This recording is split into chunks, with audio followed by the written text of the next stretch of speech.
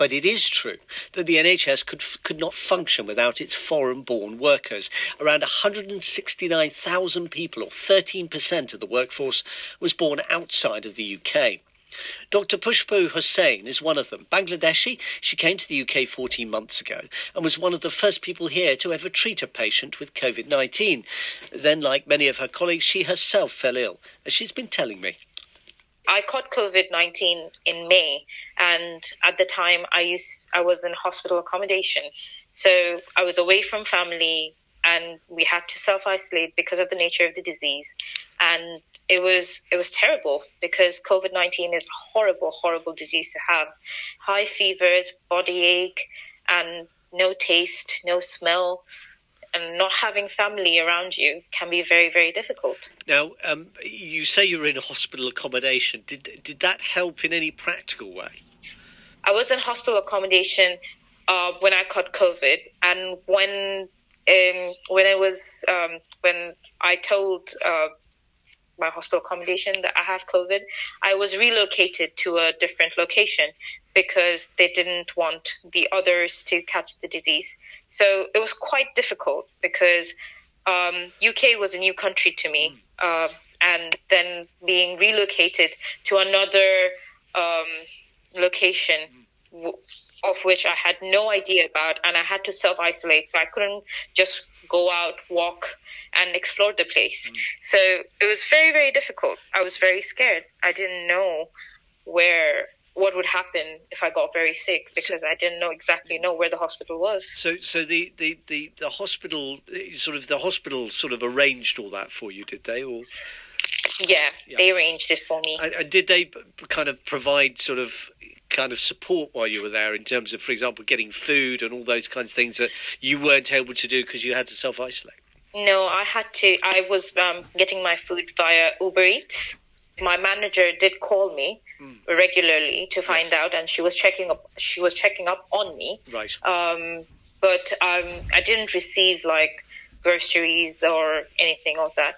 Maybe because I didn't ask. If I had asked, I would have probably received it. Yeah. Now you're back to work. You've thankfully made a full recovery. Is that right? Well, physically, I've made a full recovery, yes, but my smell has been distorted. So I cannot smell a few things, and a few things have permanently they smell very, very different. What smells differently? Well, at the beginning, everything used to smell very different. Yes. It was just one particular smell for everything.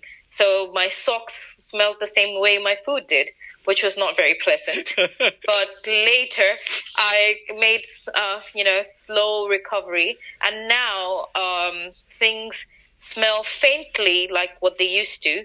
But a few things like my favorite food and my favorite perfume, they no longer smell the same. Now that is I feel like I've been robbed of certain childhood memories because of it. No, that is sad, and I hope one day that will change. How long do you have left working here? My contract is due to end on August 2021, and my BRP, which is the biometric residence permit, which is the permit that I need to legally stay and work in the UK, expires in December 2021. If I can't find a job before that, I might have to go in August. Which you clearly would prefer not to do? Definitely not. Because I've come in here, I really like UK, I really love working for the NHS, and I would like to call it my home, but unfortunately, this is our fate as an international healthcare worker, that we are on temporary visas and cannot obtain permanent residency, which is the indefinite leave to remain, until we have been on temporary visas for until 5 years before we can apply for the indefinite leave to remain, which also comes with an exuberant fee of around £3,000 per applicant. Will your salary be at all affected, your payments be affected by this proposed 1% pay increase? To be honest, it feels very, very insulting. Like, if you had to do this, like, you might as well have not mentioned it. If it was just 1%, you might as well have not mentioned it, because it feels very, very insulting. And especially as an international healthcare worker, there is a ridiculous bereavement scheme that says that international healthcare workers are, if they die at service with COVID-19, their family members can have automatic indefinite leave to remain. However, now, with that 1% increase, some of us do not make that £3,000 that is required for that indefinite leave to remain application.